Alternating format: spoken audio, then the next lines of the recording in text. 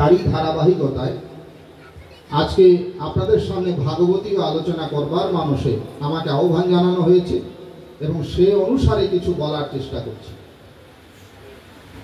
প্রভু জগন্নাথ তার নামের মধ্য দিয়েই তার বৈশিষ্ট্য, তার লীলা, তার মহিমা, তার প্রভাব, তার বিভব প্রকটিত হচ্ছে। তিনি জগতের নাথ বলি, তাকে জগন্নাথ আমরা বলি।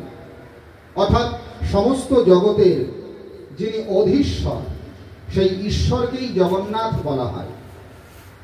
সেই পরম তত্ত্ব, ব্রহ্মতত্ত্ব, যার থেকে সকল কিছুর উৎপত্তি হয়েছে, যিনি সব কিছুকে ধরে আছেন এবং অন্তিমে প্রত্যেকটা অস্তিত্বকে যার কাছে ফিরে যেতে হয়, তাকে জগন্নাথ বলে। আমাদের বেদে প্রভু জগন্নাথের মহিমা ঋগ্বেদ সংহিতাতে বর্ণিত আছে। কিছু লোকের ধারণা যে জগন্নাথ প্রভু বোধ হয় বৈদিক কোনো দেবতা নন, কেবলমাত্র পুরাণেই বোধ হয় তার উল্লেখ আছে। এটি ভুল ধারণা। যে প্রভু জগন্নাথকে উপলক্ষ করে আমরা বসে আছি, সেই দারুব্রহ্ম সাক্ষাৎ জগন্নাথের বর্ণনা সনাতন ধর্মের সর্বপ্রাচীন যে ধর্মগ্রন্থ ঋগ্বেদ, সেখানেই বর্ণিত আছে। সেখানে বলছেন আদো ইয়দ্দারুপ্লবতে অপুরুষম, আদো ইয়দ্দারুপ্লবতে সিন্ধুপারে অপুরুষম। দশম মণ্ডলের 155তম সূক্তের 3য় মন্ত্র ঋগ্বেদ। দারুব্রহ্ম রূপে সাক্ষাৎ ভগবান জগন্নাথের কথা বলছেন। ইয়দ্দারুপ্লবতে সিন্ধুপারে অপুরুষম, কোন পুরুষের দ্বারা নির্মিত তিনি নন। অপৌরুষেয় পরব্রহ্ম, যিনি দারুব্রহ্ম রূপে প্রকটিত হয়েছেন, তোমরা তার উপাসনা করো। পরস্পরম বেদ বলছে, সেই পরম ব্রহ্ম জগন্নাথের যারা উপাসনা করে, তারা নিশ্চয়ই নিঃসন্দেহে সেই পরম তত্ত্বকে অনুভব করতে পারে এবং সেই পরম ধামে গমন করতে পারে। সেই প্রভু জগন্নাথ, যিনি আমাদের প্রত্যেকের হৃদয়ের স্বামী, জগন্নাথ স্বামী, প্রত্যেকের হৃদয়ের যিনি অধীশ্বর, প্রত্যেকটা অস্তিত্বের যিনি মালিক, সেই মালিকের সঙ্গে কিভাবে আমাদের সংযুক্তি ঘটবে সেটি নিয়ে আপনাদের সামনে ভাগবতীর কথা বলার চেষ্টা করি।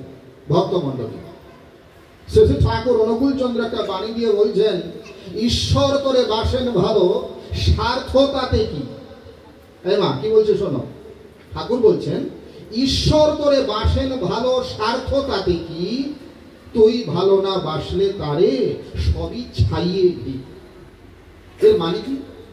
দেখুন, যতগুলো উপাস্য দেবতার বিগ্রহ আছে, অর্চা বিগ্রহ রূপে যাদের আমরা উপাসনা করি, তাদের সঙ্গে প্রভু জগন্নাথের একটু পার্থক্য। কি পার্থক্য? না, তাদের দর্শন করবার জন্য আমরা তাদের মন্দিরে গিয়ে, তাদের আলোয় গিয়ে, সেই দেবালয়ে গিয়ে তাদের দর্শন করি। কিন্তু প্রভু জগন্নাথের ব্যতিক্রম সত্তা কি? না, তিনি প্রতি বছর আমাদেরকে দর্শন করবার জন্য রথে বেরিয়ে। প্রভু এত দয়াময় যে তোমরা আমার কাছে আসতে পারো বা না পারো, আমি তোমাদের দেখার জন্য যাব। কত বড় দয়ালু তিনি! আমরা তার কাছে পৌঁছাতে পারি বা না পারি, আমরা তার দুয়ারে যেতে পারি বা না পারি, প্রত্যেকের দুয়ারে দুয়ারে তিনি ঘুরছেন। তিনি আমাদের কত ভালোবাসেন।